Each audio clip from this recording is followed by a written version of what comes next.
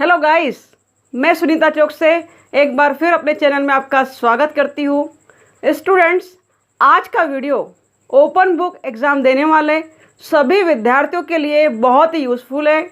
मैं जो वीडियो लेकर आई हूँ वो ओपन बुक एग्ज़ाम का पार्ट 3 वीडियो है। स्टूडेंट्स पूछ रहे थे कैसे लिखे, कितना लिखे, किस प्रकार कॉपी में लिखना है, उन सारे सवालों के जवाब कि आपको कैसे लिखना है मैं देने जा रही हूँ स्टूडेंट्स। लेकिन उसके पहले अगर आपने मेरा पार्ट 1 और पार्ट 2 वीडियो नहीं देखा है तो ज़रूर देखिए। फर्स्ट वीडियो में मैंने बताया है कि एग्ज़ाम में कॉपी पर आपको सबसे पहले किस फॉर्म को कैसे भरना है, क्या क्या कॉलम में मुख्य 14 बिंदु दिए गए हैं जो आपको भरना है। और पार्ट 2 में मैंने बताया है स्मार्ट टिप्स कि ओपन बुक एग्ज़ाम के लिए भी आपको किन किन टिप्स को ध्यान में रखना है। और यह है हमारा वीडियो पार्ट 3, कैसे लिखे कितना लिखे। दोस्तों, माना कि ओपन बुक से लिखना है इस बार, मगर क्यों लिखे फालतू, क्यों लिखे बेकार। टू द पॉइंट लेखन और ज्ञान को बनाते हैं आधार, क्योंकि सिंसियर लेखन को ही सराहता है संसार। हाँ स्टूडेंट्स, अनावश्यक रूप से जो नहीं पूछा गया है अगर आप वो लिखते हैं तो चेकर के लिए बोझ बन जाता है और चेकर उसे चेक करने में परेशान होता है। इसलिए आपसे निवेदन है कि क्वेश्चन क्या है, कैसा है, कितना पूछा गया है और क्या पूछा गया है उतना ही लिखे।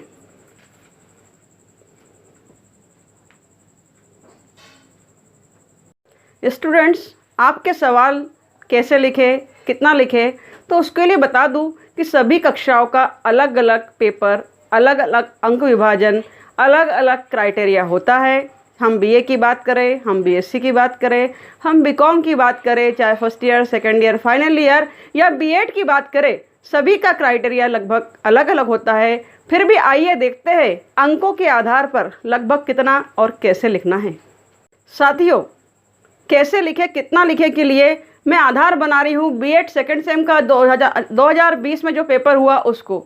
उस जो पेपर में क्वेश्चंस आए थे वो पूरे डीएवीवी एग्ज़ाम पैटर्न पर आधारित थे कि आपका जो पेपर आता है 11 क्वेश्चंस 5 मार्क्स के आते हैं और 4 क्वेश्चंस आपको 20 मार्क्स के आते हैं, जिसमें से आपको 14 क्वेश्चन रहते हैं, टोटल 11 करना होते हैं 5 मार्क्स में, और 20 मार्क्स के 4 क्वेश्चन होते हैं, 2 करना होते हैं। तो ये एक बीएड के लिए क्राइटेरिया बता रही हूँ कि 5 मार्क्स में आप कितना लिखेंगे, 10 मार्क्स में कितना लिखेंगे। लेकिन बीए, बीएससी, बीकॉम के विद्यार्थी निराश ना हो, उस स्ट्रीम पर भी मैं बात करने जा रही हूँ अगले पॉइंट में।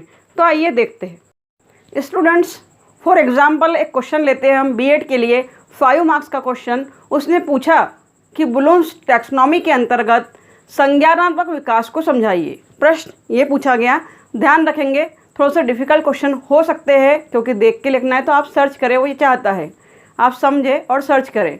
ब्लूम्स टैक्सोनॉमी के अंतर्गत संज्ञानात्मक विकास को समझाइए।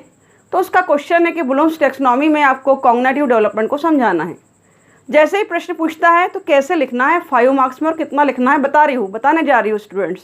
तो आपको सबसे पहले हेडलाइन डालना है ब्लूम्स टैक्सोनॉमी, फिर ब्लूम्स टैक्सोनॉमी का इंट्रोडक्शन देना है 3, 4, 5 लाइन में। एक पैराग्राफ आप लिख सकते हैं, उसमें आप लिखेंगे कि ब्लूम्स टैक्सोनॉमी ब्लूम्स द्वारा दिया गया शैक्षिक उद्देश्यों का वर्गीकरण है।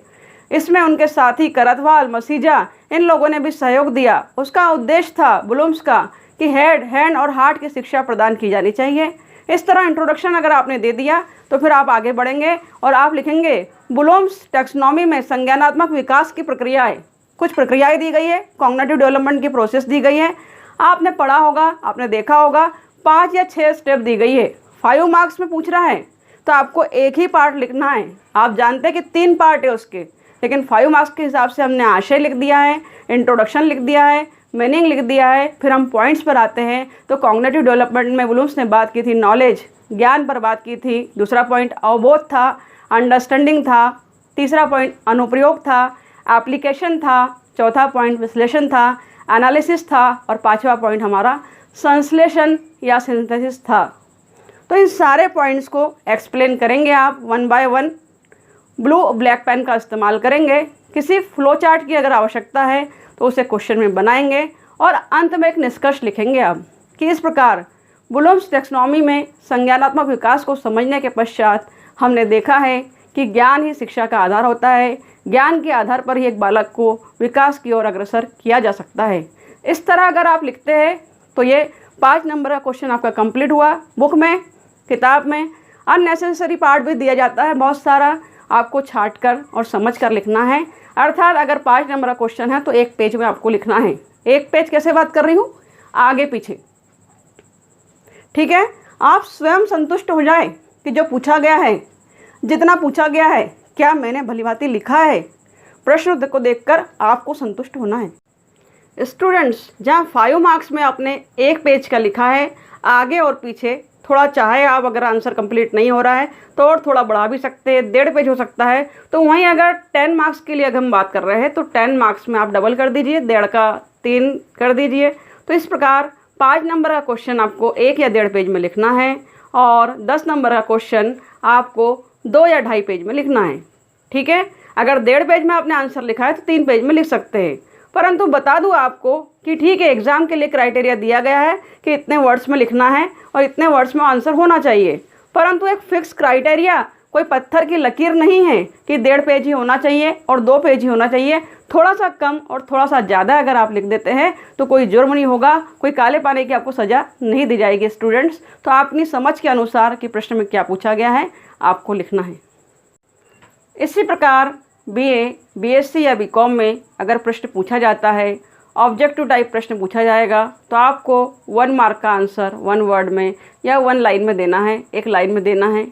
3 नंबर का प्रश्न अगर पूछा जाता है, उदाहरण के लिए अगर पूछा गया आधार पाठ्यक्रम से कि चीप की दावत कहानी में माँ के चरित्र की विशेषताएं बताइए, तो स्टूडेंट्स आपको तुरंत चीप की दावत कहानी में माँ के चरित्र की विशेषताओं को लिखना स्टार्ट नहीं करना है। सबसे पहले आपको इंट्रोडक्शन देना है, परिचय देना है कि चीप की दावत कहानी में पुरातन और नवीन पीढ़ी के बीच अंतर या रूढ़ी को बताया गया है, विवाद को बताया गया है। चीप की दावत कहानी के लेखक भीष्म साहनी है। जो भी इंट्रोडक्शन आप जानते हैं कि कहानी का उद्देश्य क्या है वो बताएं एक 2-4 लाइन में, और फिर आप स्टार्ट करें कि चीप की दावत कहानी में माँ के चरित्र की विशेषता इस प्रकार है। नंबर 1, ममतामयी माँ। नंबर 2, समर्पित। नंबर 3, आध्यात्मिक। इस तरह जो भी आप बताना चाहते हैं, निरक्षर, घरेलू महिला, इस तरह 1 बाय 1 कुछ पॉइंट्स को आप लिख लीजिए। तो 3 नंबर का प्रश्न अगर आपने एक साइड 1 पेज पर भी लिखा तो काफ़ी होगा। फिर भी जो प्रश्न पूछा जाएगा उस प्रश्न को, उसकी विशेषताओं को जो पूछा गया है, क्या आपने पूर्णतः कवर कर लिया है, आप स्वयं संतुष्ट हो जाए तो काफ़ी है। बाकी तो मैंने बता दिया है कि 5 नंबर का प्रश्न कितने पेज में लिखना है और 10 नंबर का प्रश्न कितने पेज में लिखना है। 5 से थोड़े से मार्क्स कम है, 3 मार्क्स, तो आप 1 पेज लिख लीजिए एक साइड का। 5 मार्क्स का प्रश्न है तो आप दोनों साइड लिख लीजिए, थोड़ा बढ़ा भी सकते हैं। 10 मार्क्स का क्वेश्चन है, चूँकि ज़्यादा अंक है, अगर विशेषताएँ पूछ रहा है तो 10 विशेषताएँ पूरी इलोबरेट कीजिए, व्याख्या कीजिए। इस तरह अपनी बुद्धि, अपने ज्ञान, अपने विवेक के अनुसार आपको प्रश्नों को देना है, उत्तरों को लिखना है। कोई ऐसा फिक्स क्राइटेरिया बिल्कुल है नहीं कि इससे बाहर आपको नहीं जानना। 1 पेज आपने लिख लिया, इसके बाद 1 लाइन और नहीं लिख सकते, आप लिख सकते हैं। चैन की नींद सोना नहीं है, अनमोल पलों को भी यूँ खोना नहीं है। ध्यान रखें, पेपर होने के बाद पेज नंबर ज़रूर डालें, कितने पेज नंबर में आपने लिखा है। वैसे यूनिवर्सिटी की ओर से 16 नंबर की कॉपी, 16 पेज की कॉपी आपको दी जाती है। आप अपनी आवश्यकता अनुसार कुछ पेजेस को ऐड कर सकते हैं, ज़रूरी नहीं कि नहीं कर पाए आप। पॉइंट्स में आपको आंसर्स लिखना है स्टूडेंट्स। अगर आप पॉइंट्स में आंसर्स लिखते हैं तो ध्यान रखिए वो एक अच्छा आंसर्स कहलाता है। निबंधात्मक रूप में ना लिखें। आवश्यकता अनुसार प्रश्न में फ्लो चार्ट या डायग्राम की आवश्यकता है तो ज़रूर बनाएं।